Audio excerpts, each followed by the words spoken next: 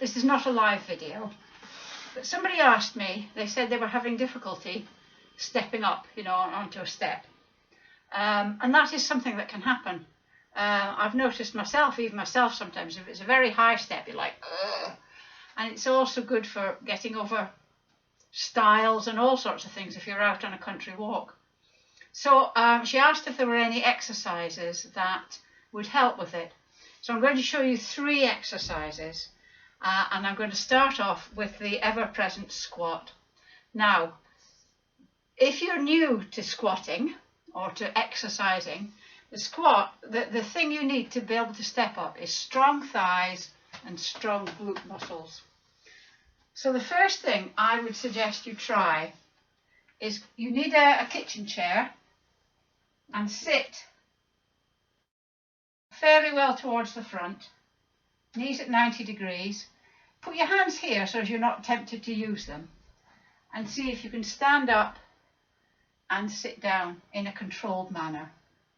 If you can't manage that, swing your arms and use the momentum of your arms to stand up. And if both of those are impossible, put your hands on your knees and stand up and then sit down. Now, if you're not used to squatting, or this is basically a squat, is sitting down without the chair. If you're not used to it, it will take some time. You won't be able to do it, because to do a free squat like that, you need, and the chair's getting in my way, you need strong thighs. You need to be able to balance. So, if you can, in all conscience, stand up and in a controlled way, sit down and up and down, and you can do that 10 times. And when you're doing it, try not to let these knees come in, and try not to do it like that. Try and keep your knees apart, your thighs parallel, and you're standing up and sitting down. And that is a squat, basically. You're just using the chair to sit down on. Try not to, when you come up, try not to go, oh! Try to have everything controlled. If you can do 10 of those fairly easily, we can move on to the squat. Now, a squat, as I've said, is sitting without the chair. It's not like some people think when they do a squat, they put their knees forward like that. You don't sit down like that. Think about how you sit down. Just watch me as I sit down. You stick your bottom out like that. Your bottom sort of searches for the chair, and down you go. If you did that, you would never get near the chair, so it's like that. There's no dignity in exercise, obviously. So what you need to do is have your feet hip width apart, or even wider, and you're going to stick your bottom out as if you're sitting. Now, if you only go to there, that's fine. You don't have to be able to go right down. Just go to there. You can feel, if you poke your thighs and your bum, you can feel the muscles taking the strain. You're standing, imagine you've got headlights in your knees and your hips. So those are pointing forwards. You've got an eye in your chest, or 2 eyes, and they're looking forward. So you're not going down like this. So, feet hip width apart. Stick your bottom out as if you're going to to sit. If that's as far as you can go, that's fine. If you can lower and come up, that's fine as well. The main thing with this is technique. If you've got dodgy knees and you start doing this, people say, oh, I can't do that, my knees it hurts my knees. And that's because you've not got the right technique. So you're sitting, and if you're only going down to there, that's fine. If you go down and your technique starts to slip and your knees start to go forward, I'd rather you went back up again. Okay? And you need to do 10 of those. 10 standing up from the chair, aim for 10. If you get down to doing 3 and you think, oh, I can't do any more, absolutely fine. Have a rest, start over again. The thing about this is you can do it at odd times in the day. You don't need to have a formal exercise session to get your muscles stronger. if I may suggest, it would be a good idea if you want to get general fitness and functional fitness, as we call it, fitness where you can, you're fit enough to cope with everyday life, going up and downstairs, getting in and out the bath, blah, blah, blah, all that sort of stuff. Do my Wednesday class, my live Wednesday class, which starts at 5 to 11, and it does all the major muscles. But anyway, at the moment, we're just concentrating on the legs, the thighs and the glutes. So that's the squat. The next one that you can do is a step up itself.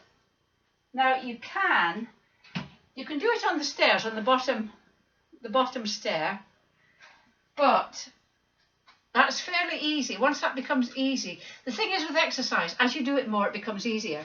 So you need to make it slightly more difficult so that the body adapts. So if you have access to a decathlon, you can buy these steps fairly cheaply. I think this one was about £10, and I've measured it. It's a bit grubby because we've been using it outside as a step for the dog when he was tiny. This one is 6 inches. The height of it is 6 inches. Now I'm just going to show you how you do it. So my head may get cut off, but I'm going to show you so that you can see my feet. So you're going to put the right foot on and make sure it's on properly, and then the other one comes up, and then the right one back and down, and then do your left foot. So you're doing alternate feet the whole time.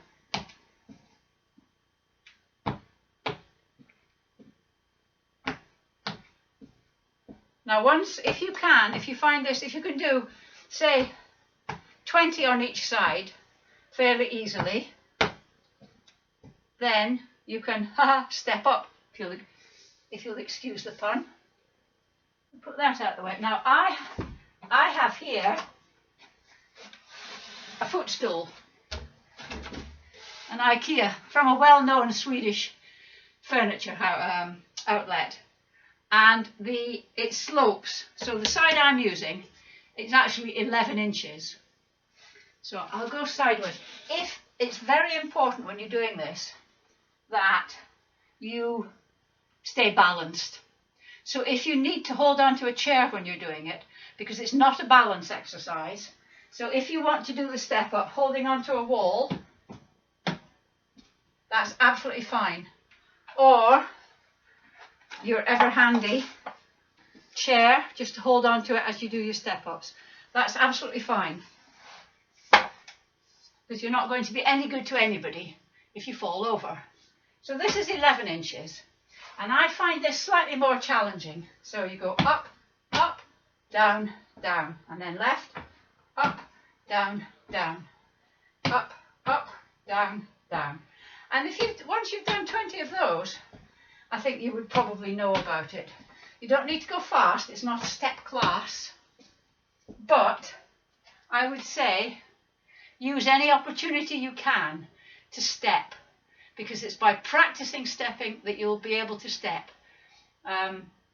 It seems pretty obvious, but if you don't use your stepping up muscles, then they will become slack and not very good steppy uppy ones. Right, the final, going to put this up again a bit. The final, Joe Wicks doesn't have this problem, you know, with the camera up, camera down. The final one I'm going to show you is a lunge. Now, you can hold on to the chair again. The lunge is a bit more difficult because you're slightly overbalanced. So if you need to hold on, and you can actually have another chair here, if you need 2 chairs, that's absolutely fine. It's more important that you get the technique right, rather than, I did a class once and I was doing a lunge, and there was a crash and a lady had fallen over, so we definitely don't want that. A lunge is in 4 parts. I'm going to tilt the camera down again a bit. Right, so it's in 4 parts. Let's just get this out of the way. Sorry you can't see the top of my head. Maybe I could just move it up slightly. There we go. Right, so it's in 4 parts. You step forward. I'm not going to hold on to the chair. You step forward. You start with your feet hip width apart. I'll do it face on. You step forward. No, I'll do it side on. Sorry. You step forward. Your front leg is bent. Your back leg is straight. You're usually on your toes. Oh no, it's not straight. It's bent. And then you dip down. Don't put this leg on the ground, knee on the ground. Stand up and back. So it's 1, 2, 3, 4. Where people overbalance, they try and make it one fluid movement. I've seen people going like this. It's not. Take a step forward, get your balance, down, up, back. Now if you'll find you're better on one side than the other as well. If you go forward and you can only go down a little bit, absolutely fine. Don't force it. The aim is to be able to do that, but don't force it. And when you're doing it, notice see, I'm holding on here.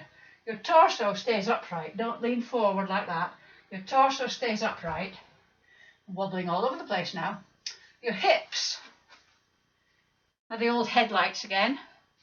Your knee is a headlight. Don't let it come in or wobble out. So everything is very straight. So it's 1, 2, 3, 4. And then it's the same on the other side, obviously. I would suggest you do 10 on one side and then 10 on the other. Because if you're doing one side and then the other, it always takes me a little while to get my balance on the other side again. So 1, 2, 3, 4. So those are the 3, I'll come in. Those are the 3 exercises I would recommend to help with being able to step up and to, take a high step up. Do them, I would say, do them 3 times a week and do them 2 or 3 times a day, 3 times a week, and see if you notice an improvement. But it's a good idea not to just concentrate on the lower body, and that's why I think that I'm putting in a shameless plug here. That's why I think doing my functional fitness class on a Wednesday at 5 to 10, you'll find it on the YouTube channel. That's why it's very good for you, because it does your arms, it does your shoulders, it does your back. It's looking at strength, it's looking at flexibility, balance, all that sort of thing. But these are the 3 that I would recommend for stepping up. Okay, bye for now.